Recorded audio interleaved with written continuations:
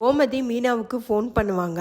கால் பண்றது அத்தை தான் தெரிஞ்சதும் மீனா எடுக்கிறதுக்கு ரொம்ப யோசிப்பாங்க. அச்சச்சோ, அத்தையா கால் பண்ணி என்ன சொல்ல போறாங்களோ, காலையிலேயே அந்த திட்டிட்டாங்களே, இப்போ எதுக்கு திரும்பவும் கால் பண்றாங்க அப்படின்னு சொல்லிட்டு ரொம்ப யோசிச்சுட்டு எடுப்பாங்க.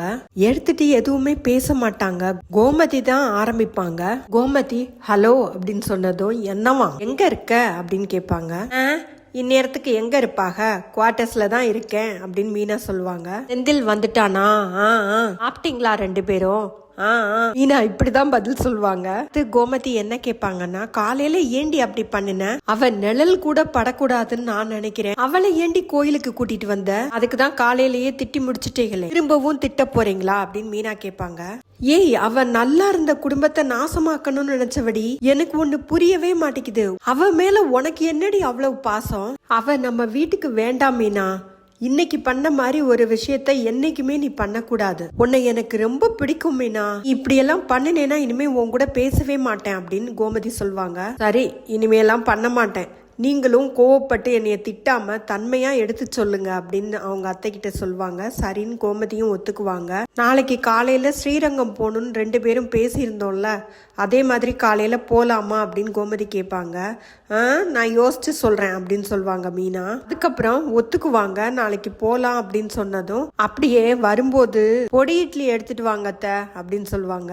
எங்க போனாலும் இந்த சாப்பாடை விட மாட்டியே நீ அப்படின்னு சொல்லிட்டு கோமதி ஆனா ரொம்ப சந்தோஷப்படுவாங்க அவங்க பொடி இட்லி கேட்டதும். அடுத்த நாள் காலையில மீனா பஸ் ஸ்டாப்க்கு போயிருவாங்க. அங்க கோமதியை வர சொல்லியிருப்பாங்க. பாண்டியன் வீட்டுல கோமதியும் அவங்க அம்மாவும் கிச்சன்ல இருப்பாங்க. கோமதி எல்லா வேலையும் முடிச்சிட்டேம்மா, எல்லாத்தையுமே எடுத்து வச்சுட்டேன், இதுல சாம்பார் இருக்கு, இதுல பொரியல் இருக்கு, இது லஞ்சுக்கு வச்சுக்கோங்க, நாங்க போயிட்டு வர சாயந்தரம் ஆகும், கதிர் வந்தா உட்கார வச்சு சாப்பாடு போடு, அவனை அப்படியே விட்டுறாத, இல்லைன்னா அவன் சாப்பிடவே மாட்டான் அப்படி இப்படின்னு சொல்லிக்கிட்டே இருப்பாங்க ஒன்று ஒன்றா அவங்க அம்மா கிட்ட. அவங்க அம்மா எல்லாத்தையும் நான் பார்த்துக்கிறேன் கோமதி, நீ போயிட்டு வா, நீ பத்திரமா போயிட்டு வா, எல்லாத்தையும் நான் பார்த்துக்குவேன். சரி, அவர்கிட்ட ஒரு வார்த்தை சொல்லிட்டியா அப்படின்னு சொல்லிட்டு கேட்பாங்க.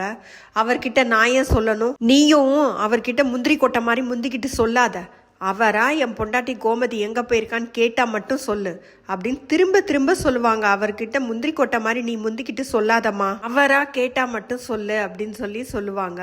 கோமதியோட அம்மாவும் இதுதான் சாக்குன்னு இன்னைக்கு எப்படியாவது கோமதியவும் பாண்டியனையும் பேச வைக்கணும், ஏதாவது பண்ணணும் அப்படின்னு யோசிச்சுக்கிட்டு இருப்பாங்க. கோமதி வீட்டுல யார்கிட்டயுமே சொல்லியிருக்க மாட்டாங்க. அவங்க அம்மா கிட்ட மட்டும் சொல்லிட்டு கிளம்பிடுவாங்க. அங்க போய் மீனா பஸ் ஸ்டாப்ல வெயிட் பண்ணிக்கிட்டு இருப்பாங்க. அங்க போய் செக் பண்ணி பார்ப்பாங்க, போன் எடுத்துட்டு போயிருக்க மாட்டாங்க.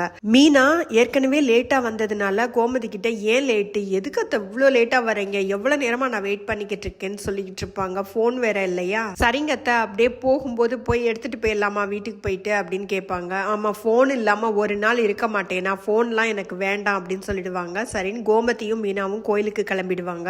வீட்டுல அரசி அவங்க அம்மாச்சி இருக்கிறதுனால அவங்க அம்மாவை அதிகமா யாரும் தேட மாட்டாங்க.